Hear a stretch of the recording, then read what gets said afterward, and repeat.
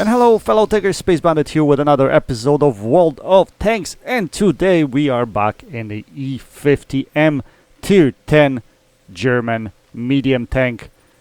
This tank is still alive and kicking, boys and girls.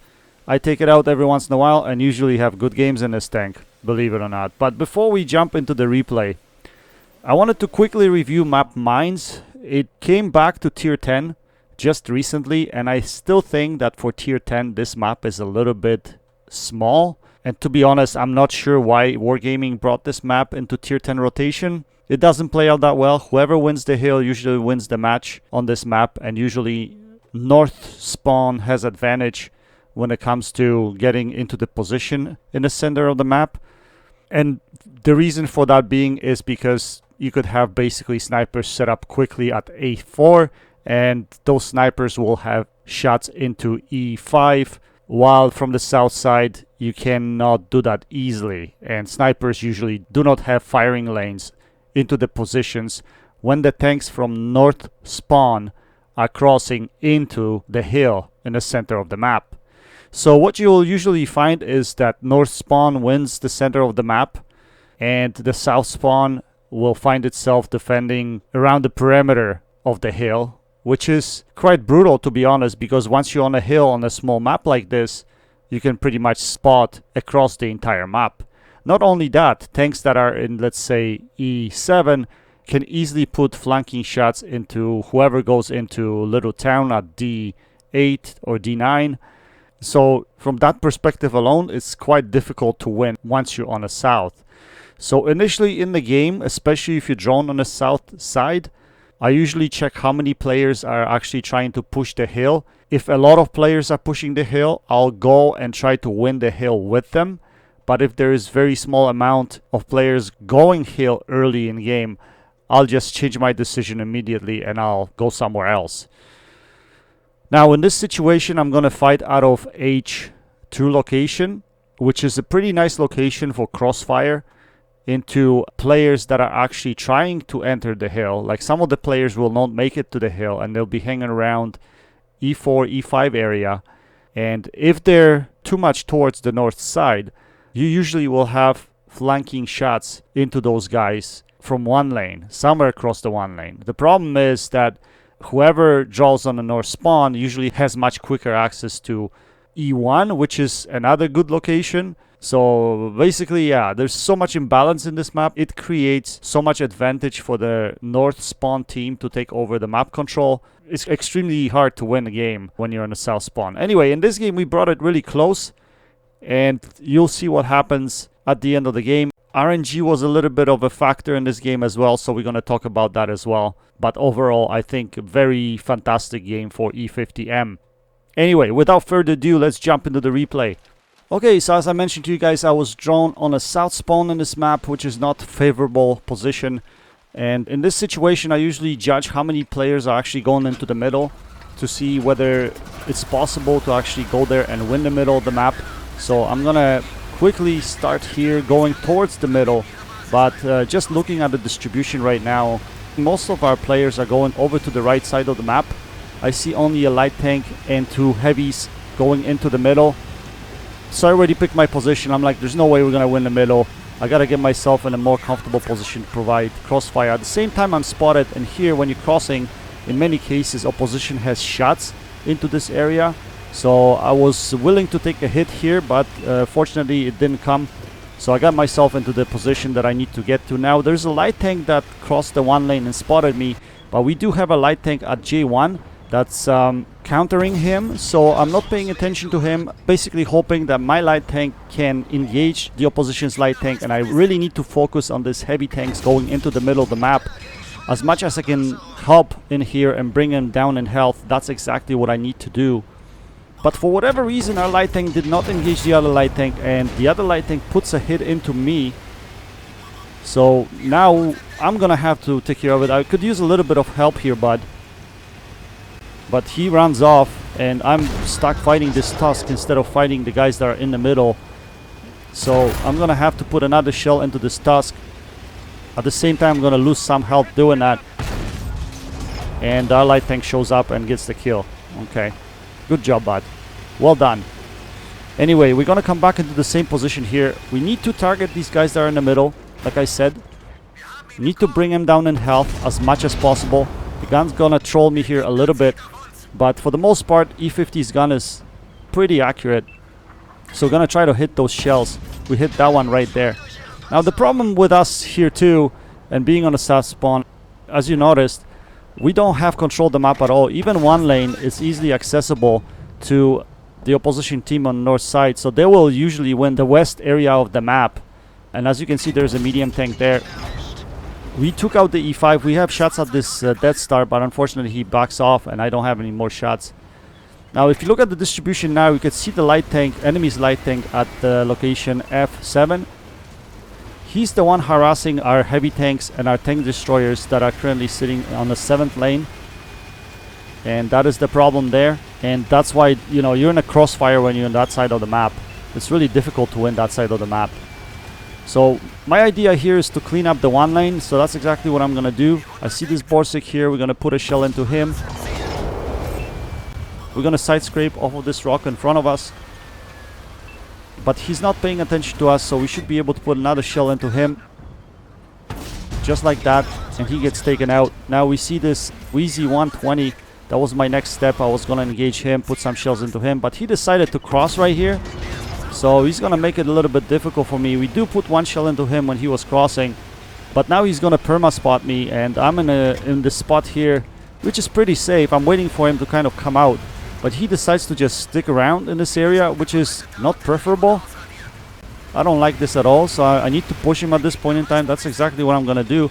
But while going over the hump here, my gun got pushed up. I didn't have gun depression, and then there was a little bit of lag, and I fired the shell above him. Unfortunately, I didn't expect that. But now we're going to try to ram him. We're going to try to re-angle here, but he knows what he's doing, so he's putting shells into my bottom plate right there.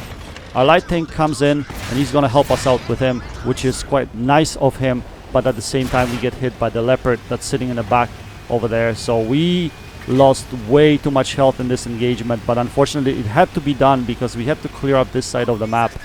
Now I'm really worried that this Death Star is gonna blind hit me, so I'm dropping behind the rock here. As you can see, I lost my 6th sense, and once I did, I can move forward back into the position that I was in before. Now I see the leopard fighting our heavy tank. It looks like we won the other side of the map, so this heavy tank went way too far and started engaging the leopard, and leopard won that fight. Fortunately, we were able to put one shell into the leopard, but we can't really get him out of the game, which is not preferable, but there's not much I can do about it. We see this heavy tank in the middle here, so what we're gonna do is we're gonna scoot down, we're gonna line up a shot at his turret, and we're gonna take him out of the game. So as you can see, we're surviving here. We're in survival mode for the most part. We're just trying to, you know, hit guys that are overextending. That's all we can do, because you pretty much on this side of the map, you're in defensive mode pretty much all the time. Now a light tank is making a run for it, and I told him to stop because, like, I have no health really to go and engage these guys. He's an autoloader, so if he can get some of those low health tanks out of the game, that's actually a pretty good play by him, I think. And he's got plenty of health left at this point in time, so he can do that. Now we're gonna look for shots at the 704. The 704 pushed up because of our light tank has moved up, so I think that's why it was a good play in a way, because he did help us kind of put a few shells into these tank destroyers here. So we're gonna come around from the other side, because if in case object 704 was expecting us to shoot from the same location, we don't want to shoot him from the same location, so we moved up to a different spot so we can hit him from there. Now here is an interesting situation. I'm gonna wait for my 6th sense to come off, and I wanted to hit this Scorpion, but I saw him looking at me, and then my 6th sense comes back on. What I should have probably done is taken a shot anyway, because if I did, and if I hit him, he would be only a one shot to me at that point in time, which would come in handy later on in the game. Now light tank spots the arty. I'm looking for arty shots, but all of a sudden I get spotted, so I'm gonna drop here. But I did not expect the light tank to be on my ass right there, and I'm like, oh crap, I think this is it, I'm dead. So I'm gonna re-angle here. Unfortunately, my turret rotation is too slow. I couldn't get it over, so he puts a shell into me. We put a shell into him. He's gonna try to take us out of the game, but we're gonna back off so he doesn't see my lower plate, and he fluffs his shot. I'm left with only 42 HP left. This is crazy. But I have this light tank around me right now, and I'm really worried about him at this point. Nobody else can hit me by him. So I'm gonna ask for help here. I'm hoping that our light tank can come back and engage this guy and take him out of the game. I'm also hoping that Death Star, that's currently sitting at F7, can draw nearer.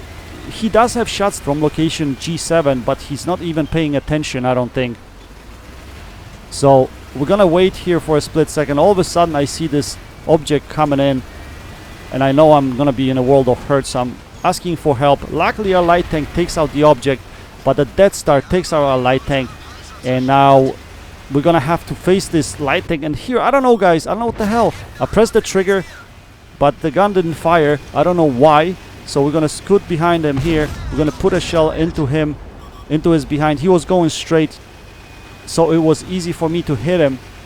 At the same time, I'm paying attention to what he's doing. Looks like he's going up the one lane, so I'm gonna poke out from this side. We're gonna try to auto lock just like that and take him out of the game. That's a key kill. Again, he was going straight. If he was going in squiggles, I probably wouldn't be able to hit him, but because he was going straight, I could easily auto aim and take him out of the game.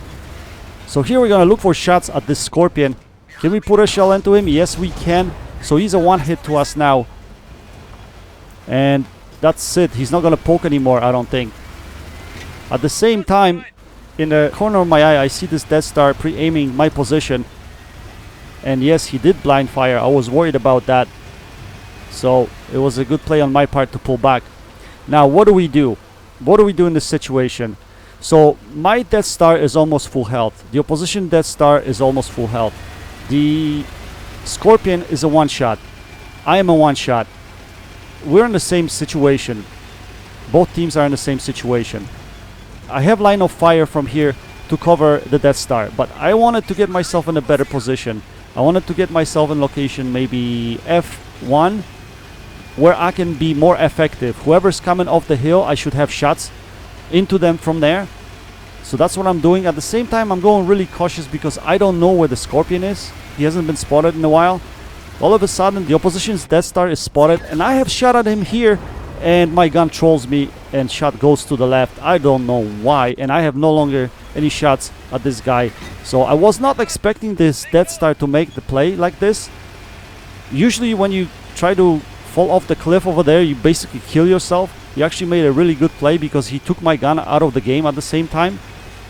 So we're gonna try to scoot around this side and try to put the shell into this Death Star. Unfortunately, our Death Star is flanked right now by the Scorpion, and on my second shot the RNG says no, and these two shots pretty much decided the fate of this game, unfortunately. Because if both of those shots went in, I'm 100% convinced I would have been able to win this game. Because Death Star would have been a one shot, Scorpion would have been a one shot, and I have a little bit of armor. I could angle. I would be able to take him out of the game. Now I have to focus this Death Star because that's the only guy I see. At the same time, I know that Scorpion is going to come from behind. So I'm going to check my behind right here. But looks like he's a smart player. He's going to wait until he sees me spotted again. But I probably should have poked out a little bit further so I can spot to see if he was actually there waiting somewhere. Anyway, we're going to poke out here. We know the Death Star is on this side. So we're going to try to put one more shell when he's approaching. Yes, we put a shell into him, but at the same time, Scorpion shows up from my behind and he takes me out of the game. Anyway, still a fantastic, fantastic game. We could have carried this totally. We could have won this game easily if RNG didn't screw us. And maybe if we made two better plays. One on the Scorpion when the Sixth Sense kind of spooked me a little bit. And second, we didn't poke out from behind the rock far enough to try to spot him. But still a very fantastic game. We ended up with 7.7k damage and 520 assisted, which brings the total to over 8k combined. And only class 1 mastery for this, which is quite surprising, to be honest, guys. We finished on top of the team with only 964 base XP. Very low base XP, to be honest, for that amount of damage that we put up. I don't know, it's just a strange low base XP for that type of game, because for me that game should be an ace. Regardless, we managed to fire 28 shells. We had 24 direct hits and 22 penetrations. We pretty much carried this game. We put our team on our backs, but we weren't able to deliver at the end of the day. Anyway, guys, I hope you enjoyed this video. Go check out CloneGuy72 and Garadingi. Links to their channels in the description section below. That's it for now. stay safe. Until next time, happy tanking, Space Bandit, checking out.